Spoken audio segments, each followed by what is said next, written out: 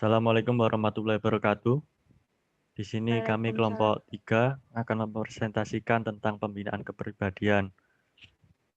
Silakan memperkenalkan diri bagi para anggota kelompok 3. Baik, perkenalkan nama saya Adila Noveriana Damayanti, absen 1. Nama saya Faikatul Hasanah, absen 6. Perkenalkan nama saya Ilma Babia, absen 10. Perkenalkan nama saya Muhammad Hilmi Fajaryandi, absen 15. Dan saya Putri Nurdijaya, absen 19.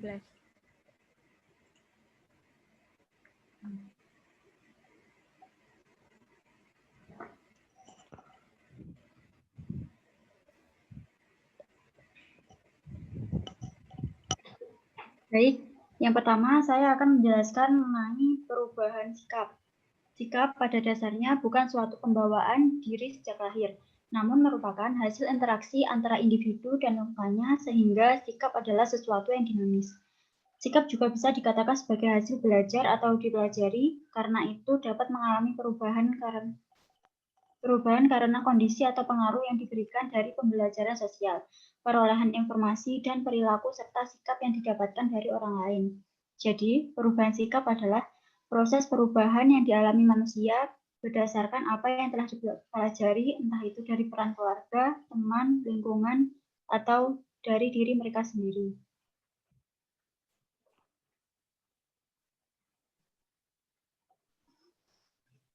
Next.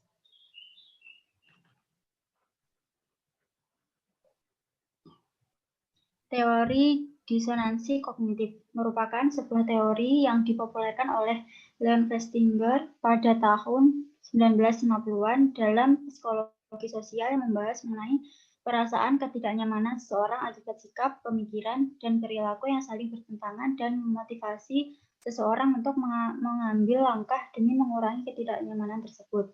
Implikasi dari teori ini yang pertama, bila seseorang dipaksa mengatakan atau mengerjakan sesuatu yang berlawanan dengan sikapnya atau privat attitude, maka akan adanya kecenderungan untuk mengubah sikapnya sedemikian rupa hingga menjadi konsonan dengan apa yang dikatakan dan apa yang dikerjakan.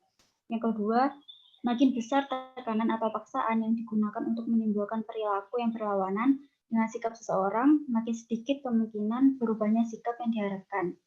Nah, cara untuk mengurangi disonansi ini antara lain ada 3. Yang pertama merubah perilaku, yang kedua mengubah lingkungan, dan yang ketiga menambah elemen baru.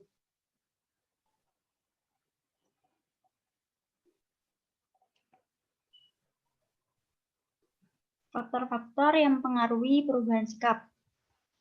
Yang pertama faktor internal, yaitu faktor yang terdapat dalam diri pribadi manusia, yang meliputi pengalaman pribadi dan emosional.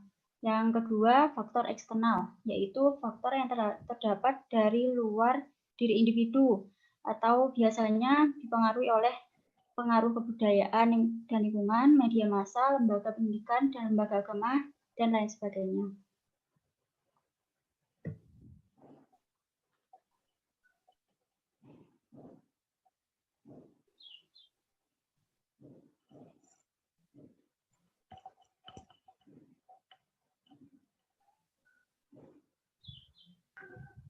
B. Hal yang mempengaruhi kepribadian. Hal-hal yang dapat memengaruhi kepribadian ada 3, yaitu 1. Kebiasaan dan tingkah laku. Kebiasaan adalah hal-hal yang secara otomatis diulangi seseorang sampai hal itu terjadi. Orang-orang sering tidak menyadari fakta bahwa mereka tidak terus memeriksa normalitas. Melakukan hal yang sama berulang kali juga bisa menjadi bentuk pembelajaran. Karena pada akhirnya, orang yang bertindak pada situasi tersebut tidak akan lagi terbiasa dan berperilaku berbeda. Kebiasaan adalah kebiasaan yang sering dilakukan orang. Perilaku berarti semua upaya untuk berkoordinasi dengan lingkungan. Sistem tubuh di sekitar seseorang memiliki pengaruh besar pada perilaku seseorang. Perilaku adalah respon terhadap berbagai tindakan yang dilakukan oleh sesuatu sistem atau organisme di sekitar atau bahkan dalam diri seseorang.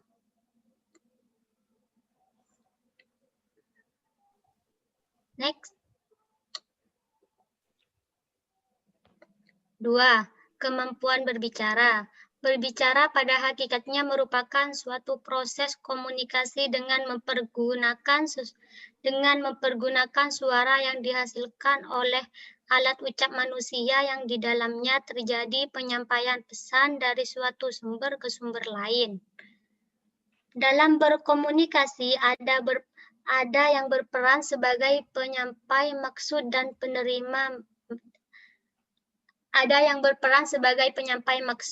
penerima maksud. Agar komunikasi dapat terjalin dengan baik, maka perlu ada kerjasama yang baik antara kedua belah pihak. Berbicara merupakan tuntutan kebutuhan hidup manusia. Sebagai makhluk sosial, manusia akan berkomunikasi dengan orang lain dengan menggunakan bahasa sebagai alat utamanya. Disimpulkan bahwa keterampilan berbicara adalah kemampuan seseorang dalam menyampaikan ide atau gagasan, pikiran, dan perasaan kepada orang lain menggunakan bahasa lisan dengan jelas dan tepat.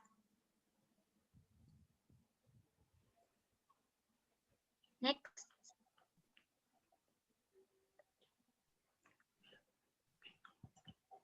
Faktor-faktor yang mempengaruhi keterampilan berbicara. Next. Yang pertama adalah A. Faktor internal.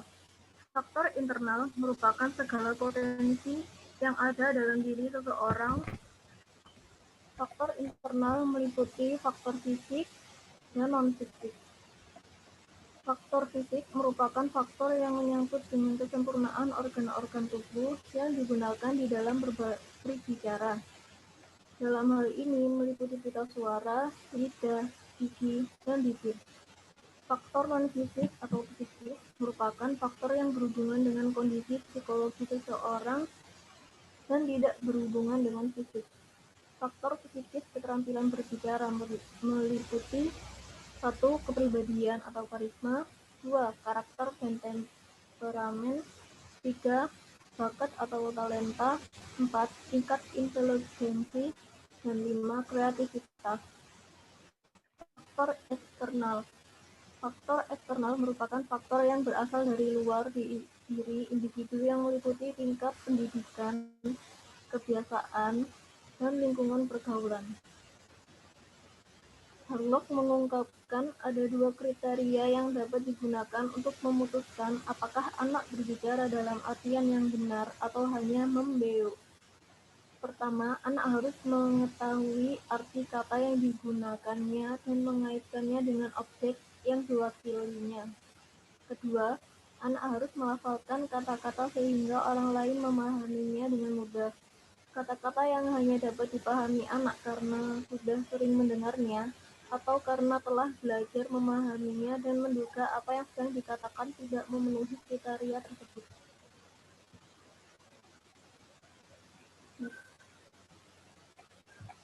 Tiga, kesehatan.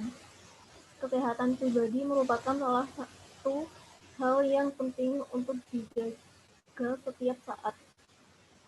Hal ini bertujuan agar semua kegiatan yang direncanakan bisa berjalan sesuai dengan rencana. Kesehatan pun terlihat sebagai suatu yang sepele, padahal di saat yang bersamaan diperlukan ketelitian dalam mengatur gizi yang didapatkan dari asupan makan harian yang seimbang dengan kualitas gizi terjamin. Ada beragam faktor yang memengaruhi kesehatan pribadi, antara lain udara yang dihirup, air minum yang bersih, tingkat istirahat yang cukup, aktivitas tubuh yang mengeluarkan kalori, faktor makanan yang dikonsumsi. C. Faktor penggerak, pengalaman. Ada beberapa faktor yang mempengaruhi pembentukan perilaku manusia, yaitu kebiasaan yang dilakukan oleh manusia tersebut, terus lingkungan di mana manusia tersebut hidup. Jika ada pendidikan yang ditempuh, keyakinan yang dijadikan sebagai tolok ukur kebenaran dan kesalahan, tujuan hidup yang telah ditetapkan dalam hati, serta falsafah hidup yang terletak terbentuk dari proses perjalanan kehidupan. D. Penampilan. Penampilan diri merupakan keberadaan seseorang yang dapat dilihat secara visual atau penampilan lahiriah seorang fisik. Penampilan diri mempengaruhi dan menunjang kepercayaan diri, kematangan diri, kesuksesan dalam pekerjaan, karir, atau dunia profesi, yang pada akhirnya mempengaruhi kepribadian seseorang. Penampilan yang baik, seseorang harus selalu tampak rapi, bersih, sehat, dan memiliki cita rasa yang tinggi. Faktor yang mempengaruhi penampilan diri seseorang antara lain faktor kesehatan atau higien, dan bagaimana cara perawatannya agar dapat tetap cantik dan sehat. Higien adalah ilmu yang mempelajari cara-cara yang berguna dalam menegakkan hidup sehat. Higien mencakup higien pribadi atau kesehatan perorangan, higien lingkungan. Higien pribadi mencakup pemeliharaan yang cermat yang dilakukan seseorang untuk memelihara kesehatan dan kecantikan diri melalui aturan-aturan hidup yang sehat dan tindakan-tindakan yang memelihara dan memupuk integritas jiwa. Higien lingkungan meliputi tindakan-tindakan yang mengatur agar lingkungan hidup memberi kemungkinan terbaik seperti udara yang bersih dan sirkulasi udara yang lancar, air yang bersih, saluran air yang bersih dan lancar, serta bebas dari kebisingan serta polusi.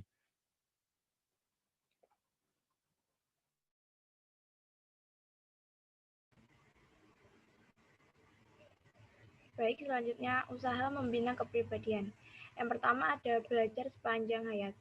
Program belajar sepanjang hayat memberikan kesempatan belajar secara wajar dan luas kepada setiap orang sesuai dengan perbedaan, minat, usia, dan kebutuhan belajarnya secara kelompok maupun perorangan melalui media massa. Ragam tempat belajar dan bentuk belajar. Studi kasus diarahkan pada upaya untuk menggambarkan contoh-contoh konkret atau good practice penyelenggaraan program sepanjang hayat dan dampak program belajar sepanjang hayat. Terdapat pemberdayaan individual dan masyarakat dilihat dari aspek sosial dan ekonomi. Next.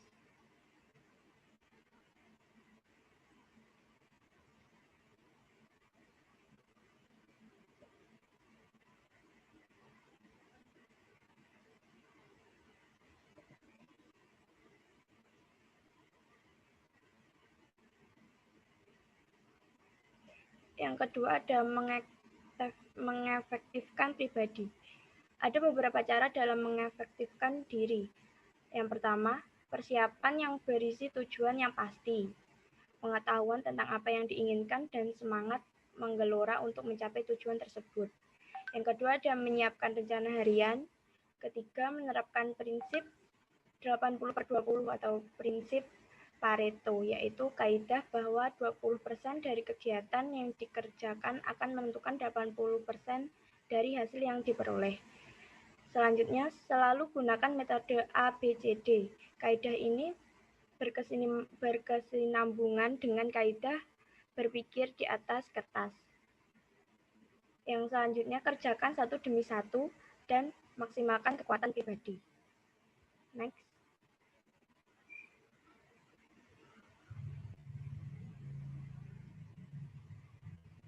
Yang terakhir ada memerankan peran. Memerankan peran adalah melakukan atau melaksanakan watak, sifat, atau sikap orang lain terhadap diri kita dengan bertujuan untuk menutupi atau menampilkan sesuatu yang berbeda dari biasanya, bahkan bisa menjadi orang lain. Contohnya, Dewi seorang remaja yang periang ketika sedang berada berkumpul bersama teman-temannya. Namun ketika dia sudah berada di rumah, Dewi menjadi pendiam dan bahkan tidak seperti Dewi yang dikenal banyak orang.